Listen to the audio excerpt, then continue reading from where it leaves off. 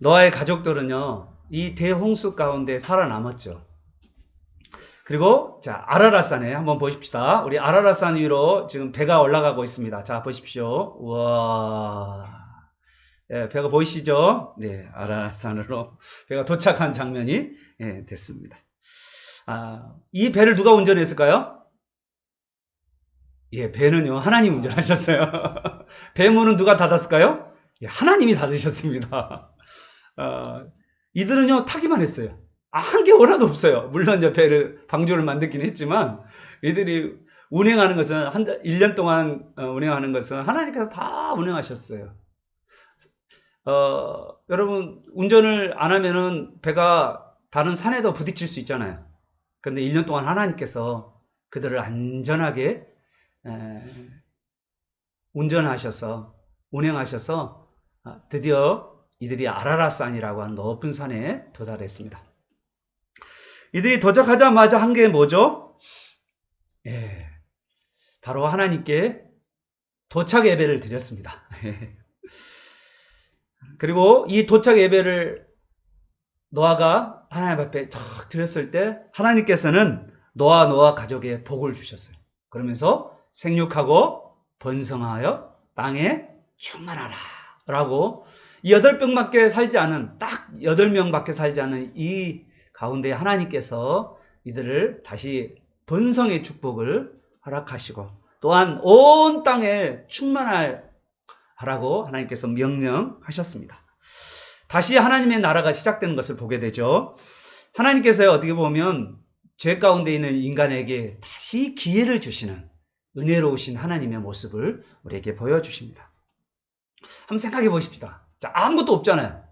그러면 지금 이 근처가 자세히 보시면요. 이 근처 저 위에 보면 아라랏산이 저 꼭대기에 있거든요. 저 꼭대기에 있는 아라랏산은 어떤 거 있냐면요.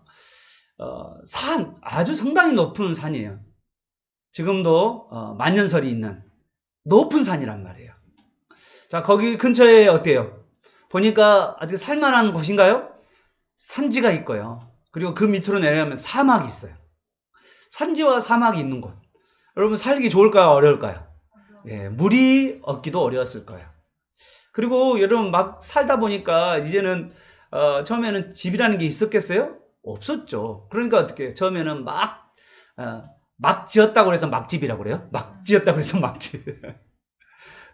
동굴에서 살 수도 있고요. 사람들이 이동하면서 살게 되는 거죠. 점점점 이동해서 어디까지 내려오냐면요. 더 따뜻한 곳, 살기 좋은 곳, 물이 있는 곳. 그런 것들을 찾아서 계속해서 내려오기 시작했는데 저 아라랏산에서 점점점 내려오면서 동쪽으로 이동하기 시작했습니다. 그리고 노아의 후손들이 점점점 번성하게 되죠. 번성한 이들이 동쪽으로 점점점 이동하다가 마침내 신할, 보이나요? 저 아래 신할이라는 거 보이시죠? 남동쪽에 신할이 보이시잖아요. 그죠? 예. 그 신할이라는 지역까지 도착하게 됐어요. 여기는요, 지금 여기가 이제 이라크 땅인데 옛날에는 그 유명한 바벨론 제국이라는 그 제국이 그 나중에 형성돼요. 그러니까 얼마나 살기 좋고 풍족하고 기름지고 또 물이 많은 그런 땅, 정말 좋은 땅, 이것이 바로 신할 땅이었어요. 야, 드디어 발견했다. 좋은 땅을 방창하자. 우리 여기서 정착하자. 여기서 살자. 사람들이 막 이제 으쌰 하는 발견입니다. 그리고 이들이 이곳에 정착하게 된 계기 중에 하나는요. 이들이 여기 근처에 있는 이 진흙으로 벽돌을 만들어요. 어디 보면 지금까지는 어떻게 했습니까? 돌 가지고 집을 만들었어요. 그리고 진흙을 붙여가지고 어떻게 보면 엉성한 집들을 만들었는데 이 신할에 와서 진흙을 가지고 구웠는데 벽돌이 되는 거예요. 벽돌. 그런데 이 벽돌은 아주 짱짱해요. 여러분 중국과 우리나라의 큰 성의 문화 차이가 있는데요. 우리나라는요 돌을 싸서 올려요. 그래서 성을 만듭니다. 그런데 중국은요 벽돌로 성을 쌓아요. 벽돌이 중국 문화예요. 그래서 우리나라의 탑 중에서 우리는 되게 하강한 탑이 많은데 경주에 가보면 전축분이라고 벽돌로 된 탑이 있어요. 이게 뭐냐면 중국의 영향이라는 거예요. 이 벽돌은 중국 사람들이 아주 좋아하고 우리는 돌을 좋아합니다. 근데 성경에 보니까 여러분 제단은요 하나님이 돌로 하라고 그랬어요. 근데 인간은 이 돌보다 더 짱짱하고 멋있고 세련되고 인공이 가미한 어떤 새로운 공법, 엄청난 새로운 공법이죠. 이거는요. 그 당시에는 이거는 상상을 초월한 것입니다. 집을 지을 때도 뚝딱뚝딱뚝딱 집을 수가 있어요. 그리고요 높이 올 수가 있어요. 새로운 공법에 아마 이랬을 거예요. 우리 반지의 제왕의 골룸이 이 벽돌을 보면서 My precious 이렇게 My 보물 막 이렇게 하면서 너무나도 놀랍잖아요. 이거는 매직과 같아요. 아주 새로운 공법이잖아요. 건물을 정말 잘 지으는 정장에 올릴 수 있는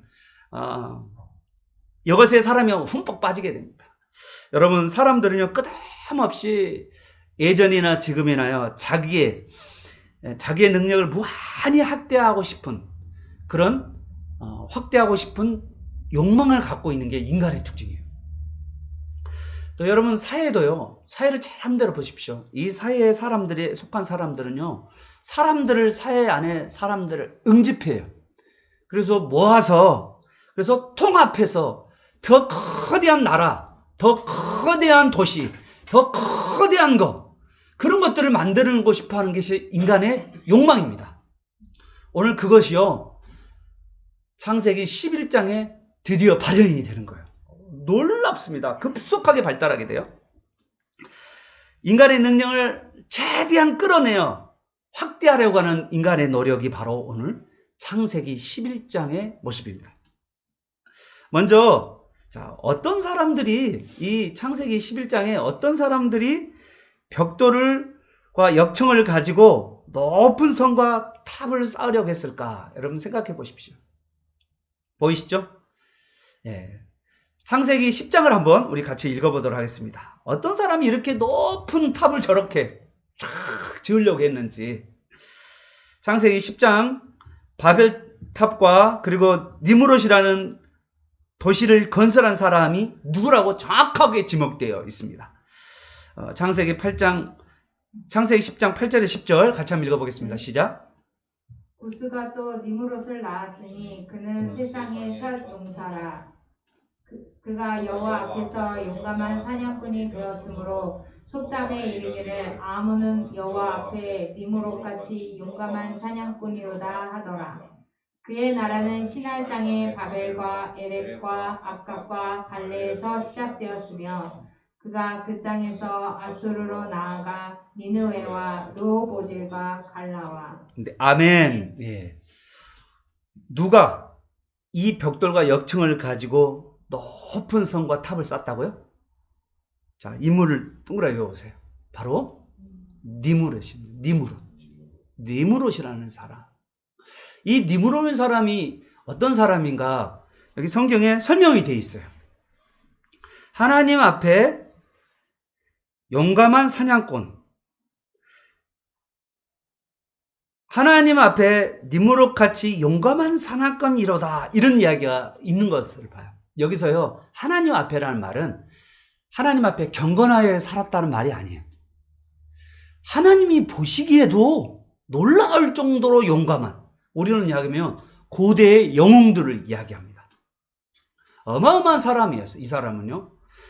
우리로 이야기하면 해적 애꾸는 선장과 같은 사람.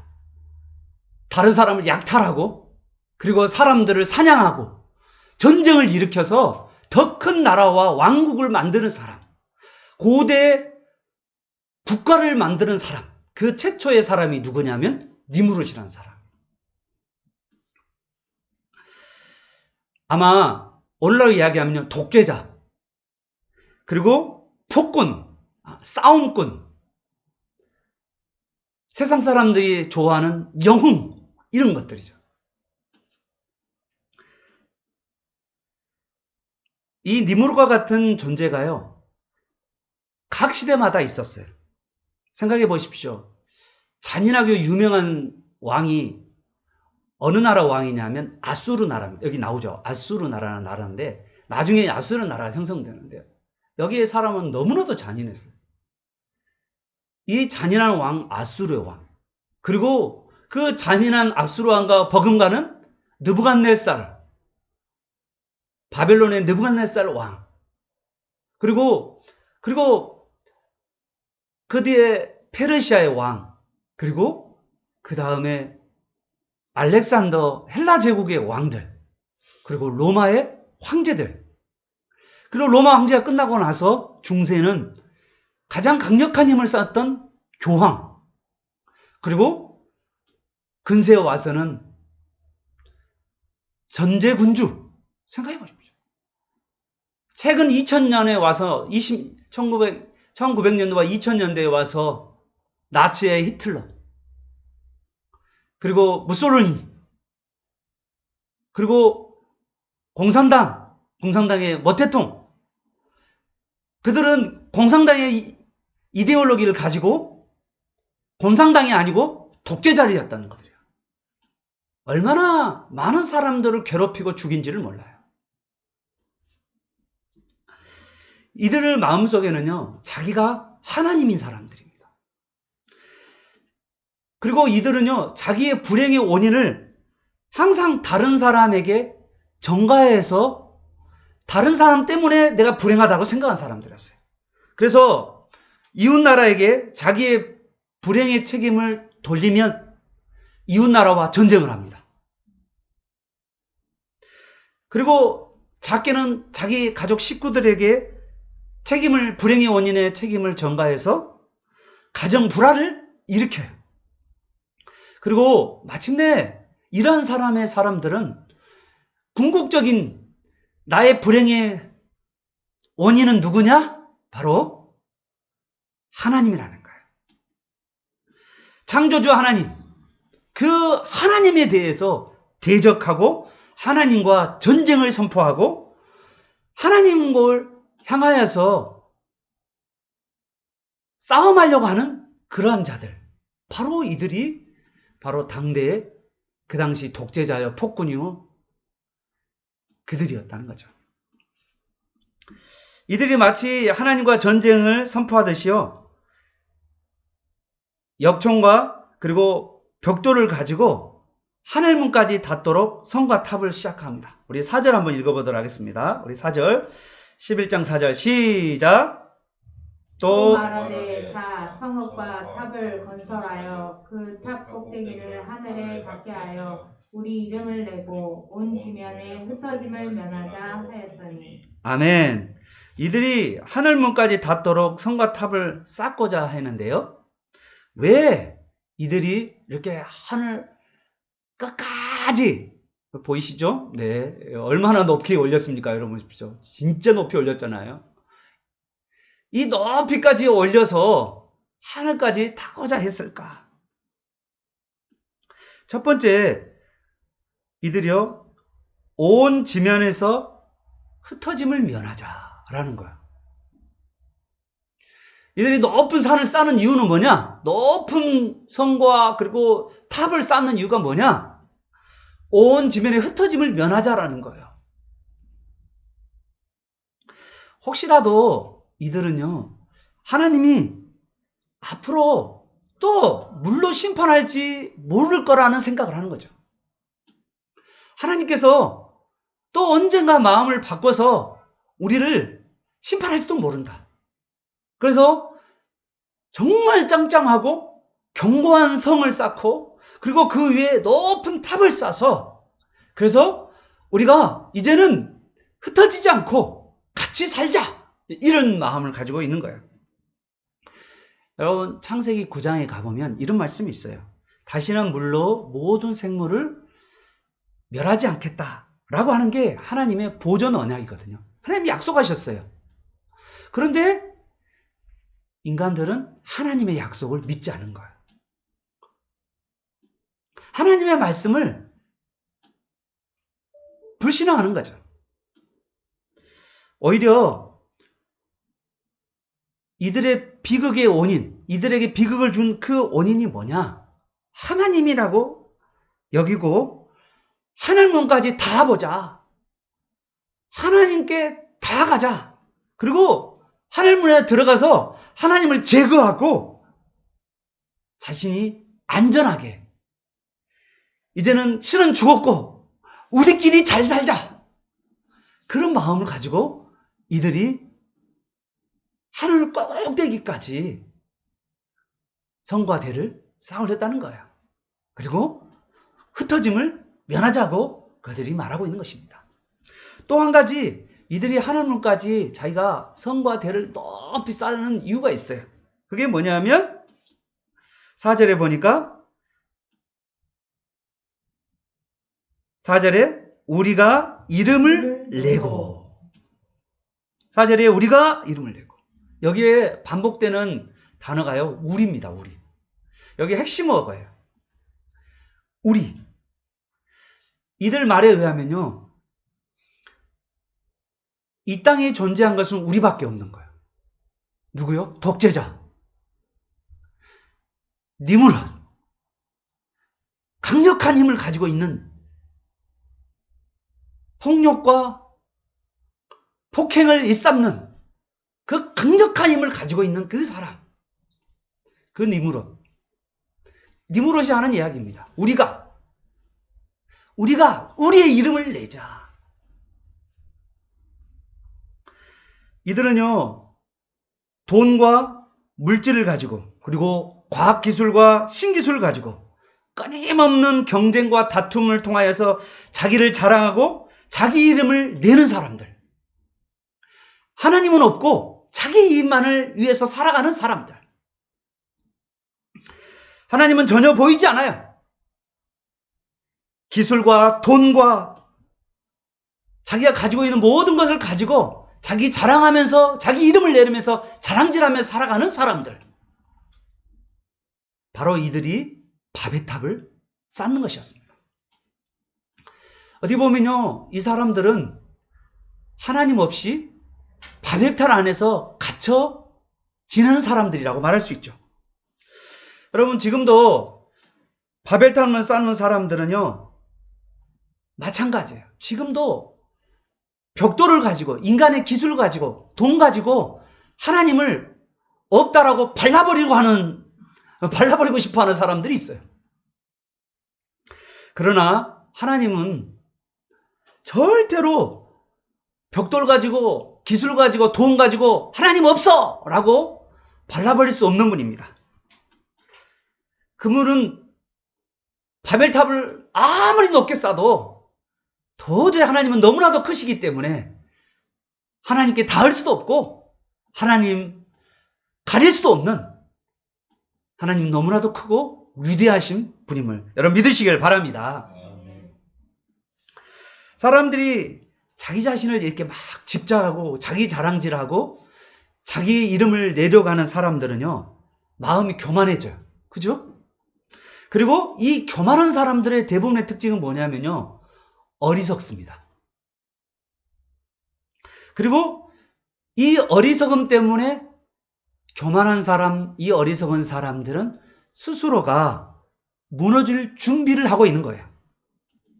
그들에게 남아있는 것은요, 멸망밖에 없습니다. 여러분, 한번 저기 브리겔이라고 하는 15세기, 16세기에 화가가 그린 그림이에요. 이 바벨탑이라고 하는 그림입니다. 여러분 한번 보십시오. 여기에 이 바벨탑을 지었는데, 이 브리겔이라는 사람, 물론 여러분 화가가 15세기, 16세기의 화가니까 그들 관점에서의 바벨탑의 시각을 지금 보는 거예요. 한번 보십시오. 바벨탑이 어디에 있어요? 예, 바닷가 근처에 있죠. 그죠? 그리고 저기에 보니까 바벨탑 앞에 사람이 보인대요. 어떤 사람이 보입니까? 예, 왕이 있는 거죠. 근데 사실은 왕이 아니고요, 저거는 중세시대의 교황을 이야기해요. 교황이 지금 뭐를 만들고 있냐면 바벨탑을 쌓고 있다 라고 이야기해요. 자기 시대의 관점에서 지금 이야기하는 거예요. 교황은 절대 권력을 가지고 사람들을 무차별하게 죽여가는 가운데, 특히 기독교인들을, 예수 믿는 기독교인들, 신교들을, 종교개혁자들을 무자비하게 죽였던 사람들이 교황이잖아요. 그 모습을 한번 그림으로 그렸어요. 그러면서 이 교황은 바벨탑을 지금 쌓는 사람이다. 근데 잘 보십시오. 이 바벨탑이 균형을 잘 이루고 있나요? 아니요. 바벨탑이요. 예, 균형을 이루지 않고 있어요. 여러분 그러면 어떻게 될까요? 나중에 삶의 기초가 바로 세워지지 않으면 어떻게 될까요? 예, 무너지게 돼 있어요. 저 보면 저 바벨탑이 지금 벌써 짓고 있는 가정도에 무너지는 모습이에요.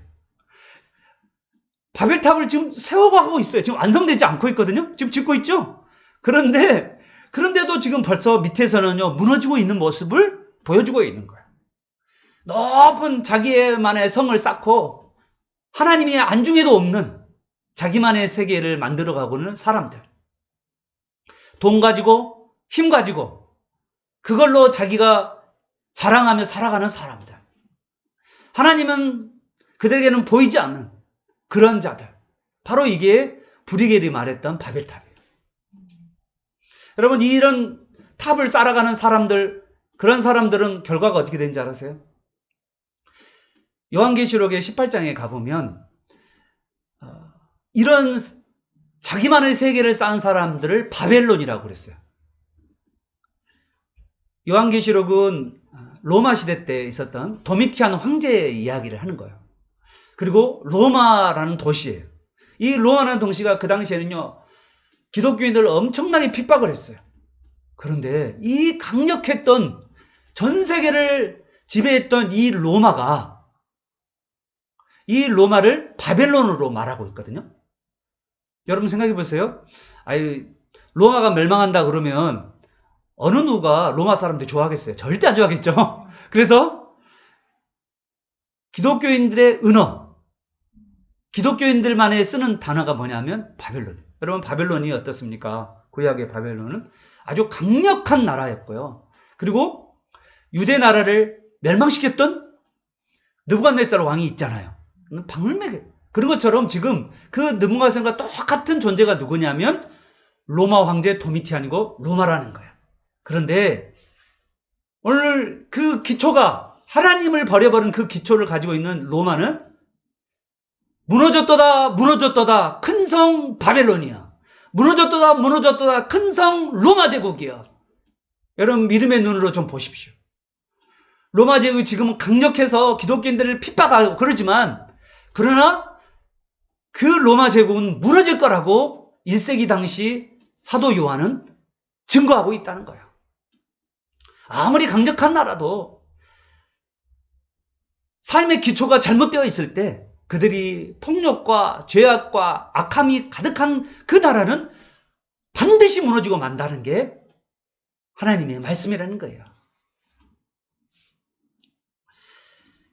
시간의 문제입니다.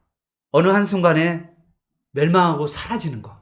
이게 하나님을 떠난 사람들의 모습이라는 거예요. 이런 교만한 사람들에 대해서 하나님께서는 어떤 반응을 보였을까라는 것이 지금 5절부터 나옵니다. 그러니까 그 전까지는 이 교만한 인간들의 모습이라면 5절 이하는 그것에 대한 하나님은 어떻게 반응을 보셨을까라는 거죠. 우리 5절 한번 읽어보도록 하겠습니다. 우리 다 같이 시작. 여호와께서 사람들이 건설하는 그 성읍과 탑을 보려고 내려오셨더라. 아멘. 여러분 생각해 보십시오. 하나님께서 굳이 내려오실 필요가 있나요? 여러분 여기의 표현에는요, 되게 이 창세기를 기록한 모세의 마음이 들어있어요. 자, 생각해 보세요. 인간은요 아주 높은 성을 쌓는다고 생각해요. 그리고 자기를 철저하게 보호하려고 해요. 그리고요 자기 이름을 내려고 높이 올렸어요. 그런데 하나님이 내려오려고 그러는데 그 바벨탑과 성이 너무 작은 거야. 하나님이 봤을 때는. 너무나도 위대하신 하나님이 봤을 때는 너무나도 작아. 그래서 하나님이 내려와서 저 위에서 내려오셔가지고 뭐하나? 이렇게 쳐다본다는 뜻이에요. 이게 얼마나 웃긴 이야기예요. 인간들은 뭔가를 막 한다라고 하는데 하나님이 봤을 때는 너무나도 가소로운 거죠. 웃긴 거죠. 자기들이 뭔가 하나님을 대항하려고 막 큰 성과 그리고 큰 탑을 지었지만 하나님의 봤을 때는 아주 너무나도 미약한 존재의 모습이라는 거야. 오늘 그것이 바로 하나님이 그래서 안 되겠다 한번 내려가서 보자. 이게 뭔 짓을 하는가. 그 표정이에요. 하나님이. 하나님 봤을 때는 참 어이없는 이야기예요. 인간들이 하는 이 인간들의 모습이 너무나도 어리석어요. 자기는 돈 가지고 자기는 권력 가지고 자기는 떵떵거리고 산다고 하지만 그리고 자기 이름을 내면서 자랑질하면서 산다 하지만 하나님 눈에는 아무것도 아니에요. 그것을 내려간다라고 하나님께서 표현하고 계십니다. 하나님께서 바벨탑 위에 내려오시자 여러분 인간이 하나님을 대항하려는 것을 하나님은 아실까요? 모를까요? 아시죠. 자기 이름을 내고 하나님은 대항하려고 하는 하늘문까지. 여러분 바벨이라는 뜻이 뭐냐면요. 바벨이 원래 바벨로 수메르어로 바벨이라는 뜻은요. 하나님의 문이라는 거예요. 신의 문이라는 뜻이에요. 신의. 바벨이라는 이곳에 신할 땅에 바벨탑을 쌓는 것은 신의 문에게 도달하겠다는 거예요. 그리고 신의 자리를 찬탈하겠다는 게 인간인데 하나님 보기에는 저 밑에서 개미가 뭔가를 하고 있는 거야. 너무 우스운 거야. 그래서 내려가까지 내려간 거예요. 여러분 하나님이 저 바벨탑 위에 딱 내려오셨는데 너무 웃긴 거죠. 그래서 여러분 같으면 어떨까요? 인간들이 하나님을 이렇게 대항하려 하고 하나님과 전쟁하려고 하는 이들에 대해서 하나님이 내려오시면 어떻게 할 것 같아요? 여러분 같으면 여러분 자식들이 아니면 여러분 정말 어떤 존재들이 정말 아무것도 아닌 가소로운 존재들이 여러분에게 막 대항한다고 생각해 봐요. 뭔가 여러분 뭔가를 해보려고 여러분에게 뭔가 해보려고 그래요. 그럼 여러분 어쩌요? 보자마자 얘들은 그냥 싹을 잘라버려야겠다. 그러면서 그냥 득득득 이렇게 할 수 있잖아요. 하나님이 그렇게 하실 수 있어요. 그런데 오늘 여기 하나님은요. 쓸어버리지 않으세요. 그리고 어떻게 하냐면 하나님이요. 이들을 심판하는 대신에 하나님이 은원하십니다. 희한해요. 6절과 7절 한번 보십시다. 6절, 7절. 하나님이 인간을 향하여서 정말 가소로운 인간들을 향하여서 하나님이 은원하고 계셔요. 6절과 7절 같이 한번 읽어보겠습니다. 시작. 여호와께서 이르시되 이 무리가 한 족속이요 언어도 하나이므로 이같이 시작하였으니 이후로는 그 하고자 하는 일을 막을 수 없으리로다. 자 우리가 내려가서 거기서 그들의 언어를 혼잡하게 하여 그들이 서로 알아듣지 못하게 하자 하시고. 아멘. 하나님께서는요. 이들이 다시 멸망을 자처하고 있는데 어떻게 하면 좋을까를 의논하고 계세요. 6절 보십시오. 그 하고자 하는 일을 막을 수 없으리로다. 그 하고자 하는 일을 막을 수 없다는 말은 하나님이 인간을 통제 못한다 그 말이 아니고요. 이들이 하고자 하는 일을 통해서 뭐냐면 멸망할 수밖에 없는 거예요. 자기의 멸망을 자초하는 거예요. 교만한 인간들의 특징은 하나님을 떠난 인간들의 특징은요. 스스로를 멸망시키는 거예요. 하나님과 담을 쌓은 사람. 하나님을 벽돌을 쌓아서 하나님 얼굴을 가리고 하나님이 없다라고 말하고 싶어하는 사람. 그러한 사람들은 스스로가 멸망할 수밖에 없다는 거예요. 그래서 하나님은 그러한 일이 벌어지지 않도록 우려하는 거예요. 지금. 얼마나 가소로운 인간을 향하여서 하나님이 그 인간에 대한 사랑을 가지고 무궁한 사랑으로 인간을 대하고 있는 하나님의 모습을 보게 됩니다. 하나님은 그들을 멸망시키는 대신에요. 어떻게 합니까? 그들의 언어를 흩으십니다. 이 언어를 이제 이때부터 우리가 이제 전 세계 언어를 배워서 우리 배워야 되고 프랑스어를 배워야 되고 일본어를 배워야 되고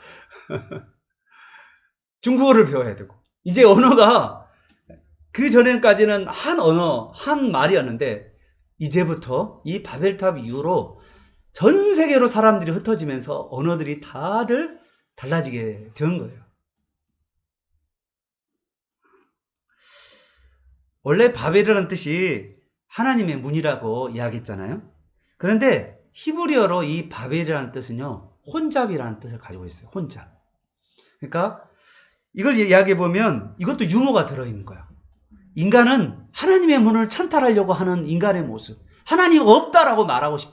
하나님은 죽었다라고 말하고 내 힘과 내 능력과 내 돈으로 내 기술과 내 첨단으로 뭔가 살 수 있다라고 말하고 하나님을 찬탈해오는 그들에게 하나님께서는 인간이 그러한 삶의 모든 것은 뭐냐면 인간 스스로를 혼잡하게 만드는 것이다. 인간 스스로가 혼잡하게 만들고 인간 스스로를 무너뜨리는 일이다. 하나님을 떠난 사람들은 자기 인생을 망치게 된다라고 하는 것이 바로 오늘 여기 창세기 11장에 기록한 이 모세가 우리에게 주시는 교훈이라는 거예요. 이것도 유머예요. 내려온 것도 유머고요. 여기에 혼잡이라는 이 단어를 쓰는 것도 바벨이라는 단어를 혼잡으로 번역하는 것도 뭐냐면 인간이 아무리 노력해도 노력한 만큼 인간은 혼잡되게 된다는 거예요. 하나님께 도전하는 모든 것들은요, 무너지고 말 것이라고 지금 말하고 있는 것입니다. 오늘 본문 8절 한번 보십시오. 우리 암송 구절이기도 하고요. 왜 하나님께서는 사람들을 흩으셨을까? 여러분 한번 생각해 보십시오. 저는요, 죄는 상하기 쉬운 음식과도 같다고 생각합니다. 상하기 쉬운 음식은 어떨까요? 한꺼번에 딱 보관하면 어떨까요? 여러분 집에서 음식물 쓰레기 봉투를 많이 모아놔 봐요. 집안이 어떨까요? 진동할 거 아니에요. 그죠? 그래서 어떻게 해요? 음식물 봉투를 조그만 걸 사서 그때그때마다 우리가 어떻게 합니까? 버리잖아요. 인간의 부패한 본성을 가지고 하나님과 대항하려고 하는 그 인간의 부패한 본성들이 모여서 더 악취가 나고 부패한 삶을 전적 부패와 타락 가운데 인간들이 살면서 결국은 그 부패함 때문에 인간이 스스로 멸망할 수밖에 없기에 하나님은요 흩어졌다는 거예요. 여기저기 다 흩어졌다는 거예요. 그러면 죽어도 그 일부만 죽는 거지. 여기 안에 흩으심에도 하나님의 사랑이 들어있는 거예요. 하나님의 은혜가 들어있는 것을 보게 됩니다. 한쪽이 인간이 멸망하더라도 한쪽이 자기 죄로 죽음을 극다하더라도 다른 한쪽이 또한 생명을 유지하며 살아가도록 하나님께서 온 세계 가운데 인간들을 흩으셨다는 거예요.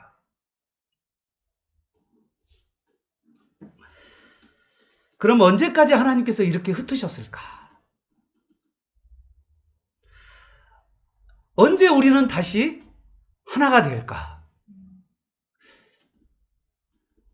어떻게 해서 우리는 하나가 될 수 있을까? 이거는요, 딱 한 가지 길밖에 없어요.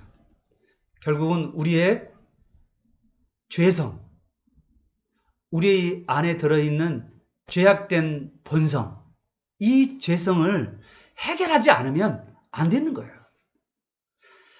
이 죄성이 뭡니까? 내 맘대로 하고 싶어 하고, 자기를 자랑하고자 하고, 교만하고, 하나님을 의지하지 아니하고, 내 맘대로, 내 뜻대로, 내 하고 싶은 대로 그렇게 살다가 스스로 멸망하는 그러한 인간들. 그래서 인간들은 도저히 자신의 죄 문제를 해결하지 못하고 살아가는 그들에게 하나님께서 그의 아들 예수님을 보내주셔서 인간의 죄성과 그리고 인간의 죄의 대가를 지불하시는 그 사건. 그걸 때야 비로소 인간이 흩어짐을 면하고 또 하나가 되어야 하고 그리고 한마음 한뜻이 된 줄 여러분 믿으시길 바랍니다. 찬송가 만왕의 왕 내 주께서 만왕의 왕 내 주께서 왜 고초당했나 이 벌레 같은 날 위해 그 보혈을 흘렸네 십자가 십자가 내가 처음 볼 때에 나의 맘의 큰 고통 사라져 오늘 믿고서 내는 밝았네 내 그 기쁨 영원하도다. 온 세계가요 그리스도의 의로운 십자가의 죽음을 보고 저 죽음이 나의 교만, 나의 미움, 나의 자랑질 이러한 죄임을 깨닫고 하나님 앞에서 우리가 겸손해질 때 우리는 비로소 그리스도 안에서 하나가 된 줄 여러분 믿으시길 바랍니다. 우리 온 인류가 하나 될 수 있는 것은요 요한계시록 5장 6장에 가보면 요한계시록에서는요 각 나라와 족속과 방언과 모든 사람들이 하나님을 찬양하고 경배하게 되는 그 장면이 나오게 됩니다. 전 세계의 모든 사람들이 하나님 앞에서 하나님을 높이고 찬양하는 그 장면이 요한계시록에 나오거죠. 사도행전 2장에 가보면 전 세계에 흩어졌던 유대인들, 디아스포라 유대인들이 예루살렘에 와서 하나님의 영을 받은, 성령을 받은 120명의 제자들이 그 당시 예루살렘에 찾아왔던 많은 유대인들에게 하나님의 하신 일, 그게 뭡니까? 십자가 사건.